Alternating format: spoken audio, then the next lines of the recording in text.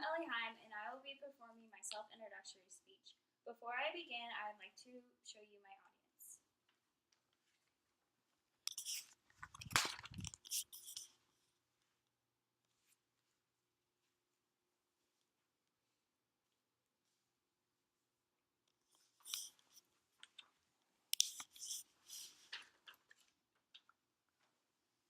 Music is a major part in most people's lives today.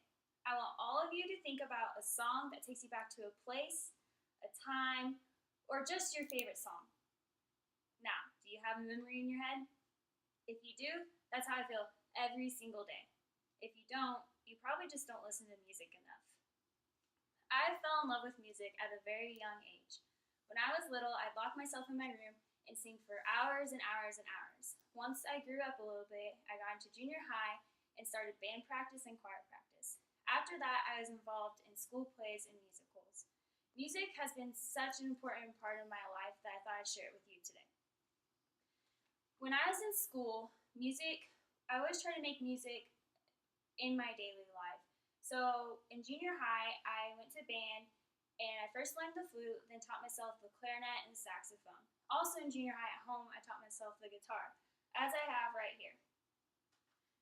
Then, within school, I also listened to music during my classes when I did my homework.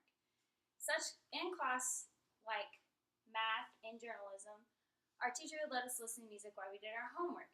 This would have us be able to start conversations and just be in a better mood instead of having the boring schoolwork environment that we usually had every single day. Besides having music in school, I also had music during my sports. I don't think there was ever any sport that we had that we didn't listen to music at least one time. Our coach would always put music on if we were being really slow, if we needed to get pumped up, especially if we had morning practice. Another thing is, if you looked on our bus right before a game, every single one of us would have a pair of headphones in, listening to our favorite song that got us pumped up right before the game. If we didn't listen to that song, we felt lost. We also had team songs, that if someone heard that song, they'd tell the team that the song was on, and then everybody would know the words to that song. This really brought us together and helped us get pumped up for the games and get excited. Now that I'm not in high school anymore, I realize that music is different in my life now. I lived in a dorm with over 500 girls, so I really couldn't just sing out loud to myself in my room. That's when I actually started to listen to the music. Once I started listening to the music, I heard the meanings of the songs. And when I heard the meanings of the songs, I could relate to other people and relate to the singer or just relate to my everyday life. This brought a whole new perspective of music to me. Instead of just singing to hear my voice or playing to see how good I could play the song, I actually listened to the words. One thing that didn't change though when I went to college was listening to music to improve my attitude. If I was having a bad day or I was really stressed, I'd listen to music to brighten my day, especially if it was my favorite song, and it always just made me feel much better. Now when I play the guitar or the piano, I don't play just to see if I can sound like that country artist or if I can just play the song. I play to relieve my emotions and how I feel when I play and the meaning behind the song. And so music has really changed, but yet it's still a part of my life. So, I want you to think back to that song that I told you to think about at the beginning of the speech.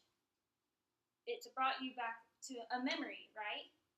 So, music is like a scrapbook. When you look in a scrapbook and you see a photo, then you have that memory. So, music is my scrapbook, and it might be some of yours as well. But just because you hear a song and I hear a song doesn't mean we hear the same song. A song sounds different to every single person. They might hear a different verse than other people do, or they just might hear it differently. So technically, a song is your song, except the artist wrote it. You still hear it how you want to hear it. The last thing I want to leave you with is that music is always going to be there for you. Music is always going to be in our lives. So what I like to call music is a language, and it's a never-ending